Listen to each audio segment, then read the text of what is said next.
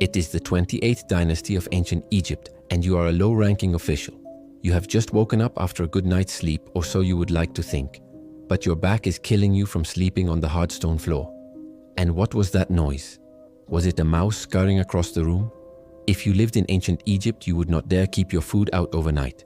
Anything left uneaten by morning belonged to the vermin. It was the same with your clothes. If you hung them outside to dry, better not leave them there too long, or the desert wind would fill them full of sand. You really should have just put up with the smell of stale urine and the flies. That's why everyone peed outside and never washed their hands. Washing your hands was a waste of water. Water was precious in Egypt, but they certainly weren't hurting for flies. You step outside and feel the ever-present heat of the Egyptian sun on your shoulders. Another scorcher of a day. You don't mind the heat. In fact, you quite like it, even if it does make your eyes water. At least it keeps the bugs away. There's nothing more annoying than those little bloodsuckers. You can't even sleep with your windows open because of them. Now that you think about it, life in Egypt isn't so bad. The Nile has flooded recently, so the fields are ready for planting, and the pharaoh is quite popular at the moment. He seems to be spending a lot of time building temples rather than collecting taxes. You're looking forward to the annual flood. Not only will the crops grow well this year, but the flooding will bring all kinds of treasures from faraway lands. Things like incense and wine from the south and cedar wood and ivory from the north. You hope you can get your hands on some cheap perfume. Your wife would kill you if you showed up empty-handed. She won't be expecting you back for another 2 weeks, so you could sneak into a brothel and meet some women. But you know that your money would be better spent buying a new donkey cart. The old one is falling apart. And besides, you need to make an offering to the gods for a successful harvest.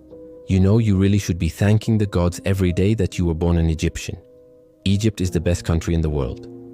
The other nations are stuck in the Stone Age. Their kings wear funny hats and they don't even know how to count higher than 10. They don't even have a written language, let alone paper made of papyrus reeds like the Egyptians do.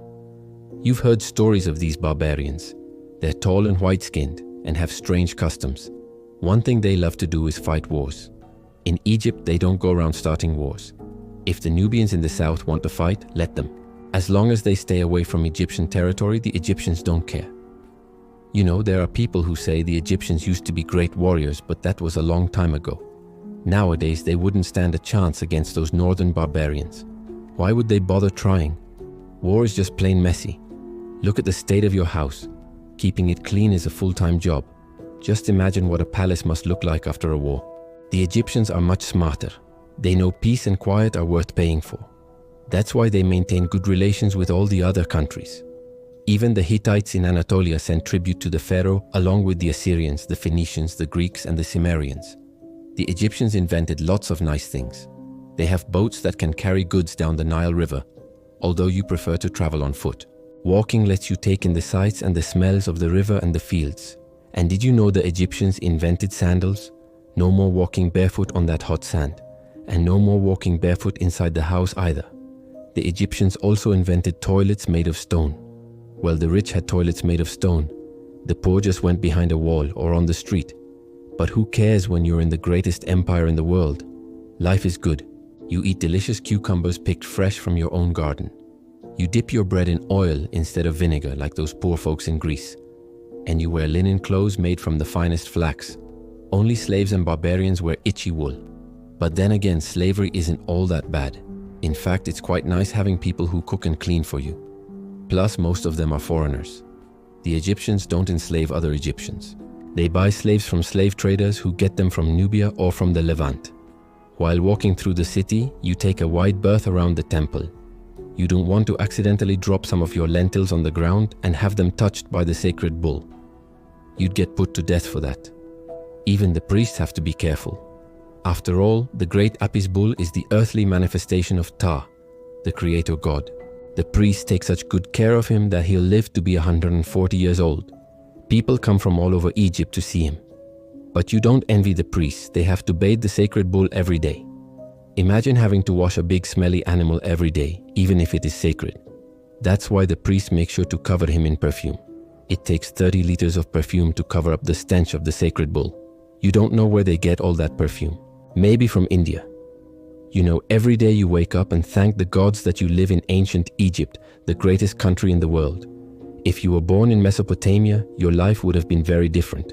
Your temples would be huge ziggurats made of mud brick. Your king would wear a horned hat, and your house would be made of sun-baked mud brick. You might have been conscripted into the army and sent off to fight the Hatti. In Egypt, they wouldn't do that. You also wouldn't have been forced to pay taxes in kind, giving half of everything you grew to the king. The king doesn't need anything from you. He already has everything. In Egypt, the king is considered a god, but he acts more like a landlord who collects rent. But then again, the Egyptians are smart enough to let the king live in a palace while everyone else lives in simple houses. They're afraid of angering the king. Imagine what would happen if the king got angry at you. You'd be thrown into the palace dungeon. The last person to anger the pharaoh ended up with a spear through his head. Life in Egypt is so good that you can even pay your taxes with silver. You just hand over your silver and the tax collector gives you a receipt. It's that easy. If you lived in Mesopotamia, forget about paying your taxes with silver. The king would demand everything in gold and jewels. You could expect soldiers to show up any day to drag you and your family to Babylon to work as slaves. Those sneaky Mesopotamians try to trick you every chance they get. Their merchants are the worst. They use dishonest weights and measures to cheat you. In Egypt, they're honest and straightforward. And if you didn't believe us, we have the receipts to prove it. We bet you won't find anyone in Memphis who doesn't praise the Egyptians. They're civilized and have good manners. They're polite and educated, and their beer is brewed according to the laws of Ma'at. And if you want to hear more about ancient Egypt, stay tuned.